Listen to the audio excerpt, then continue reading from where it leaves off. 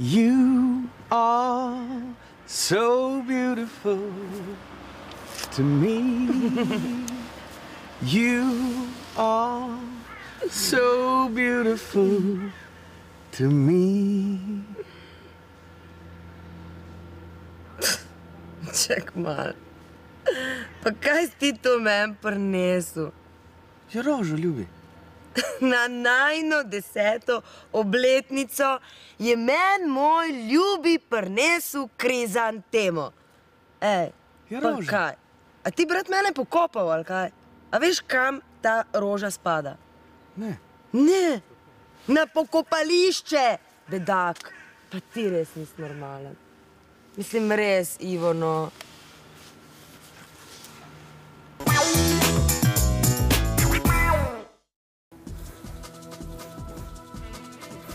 Zakaj vrtnice več ne dišijo? Zaradi tega, ker so vse vzgojene na tak način, sem, da so lepe pa visoke. Obstajajo še sorte, ko se dajo kupiti v cvetličarni, ko dišijo, ampak tiste ne zdržijo toliko časa, zato niso tako atraktivne, ne? Nič ni več, kot je bilo. To velja tudi za rože. Ja.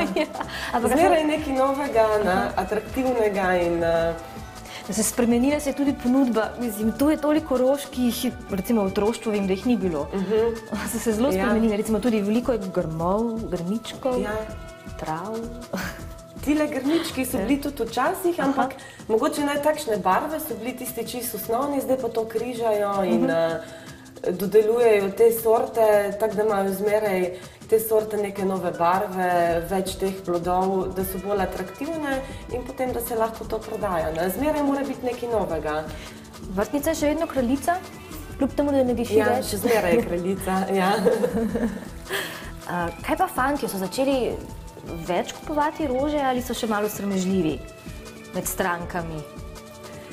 Fantje, najde se še kakšen kupunci, podari kakšen šopek, se zmeni za dostavo in mu mi naredimo presenečenje in mu dostavimo šopek.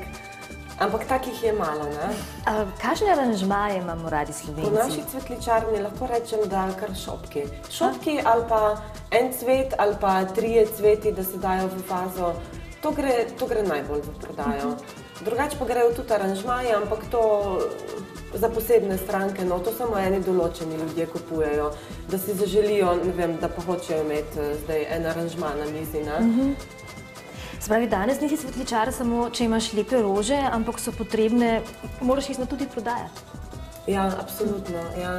Zato, ker ljudje dajo zelo veliko na to, če so rože sveže. Zelo težko jih je prepričati, tudi če so sveže.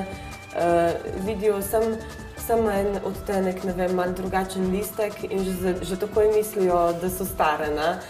Zato, ker nobena roža ni perfektna, vsaka ima neko napako in to je včasih nekomu težko dopovedati, ne? Veliko se najde takih strank. Jih je treba znati prodajati, ne?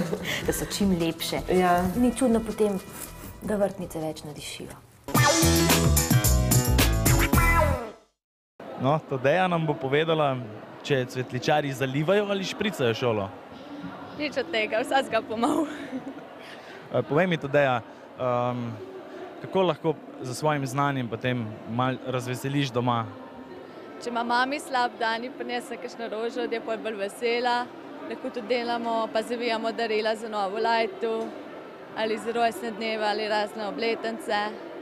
Lahko tudi kakšen šopek sem pa kaj naredimo. Pa če je kakšna slaba ocena, prineseš domov kako lepo aranžirano darilo in je že boljše. Ja, tako.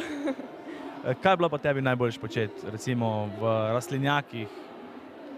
V rastlinjakih vse delati kakšne nasade, pa tudi pospravljati, okopavati, tudi to naj bilo težko. Si lahko s temi znanji potem tudi doma, da si olepšaš dom, okolje, tako si pomagaš? Ja, lahko se pol urediš okolico, vrt, vse vzrihtaš. Z več užitka? Seveda. In veselja? Tako.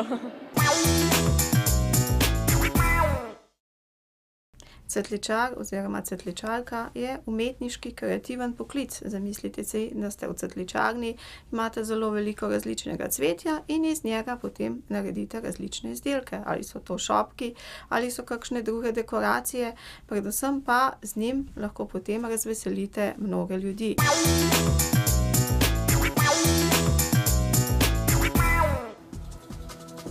Tadeja, se tvoj dan vedno začne z zalivanjem rož v cvetličarni? Ne, v bistvu ne. Najprej začnemo dan s tem, da postavimo stvari zunaj pred trgovino.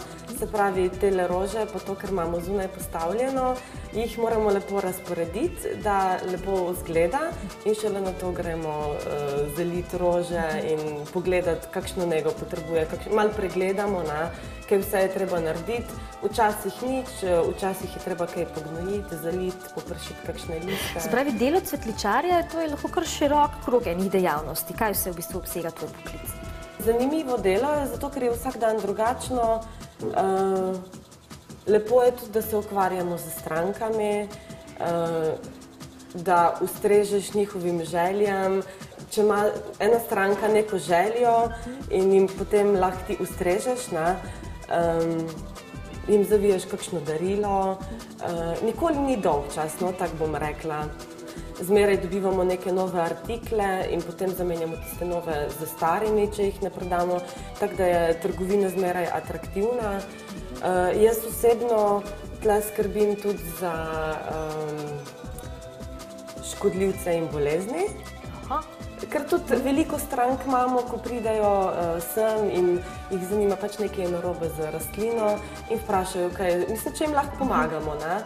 In gremo do stranke, pogledamo, kaj je v bistvu narobe z rastlino in potem poskrbimo za to, da tistega škodljivca zatremo ali pa bolezen.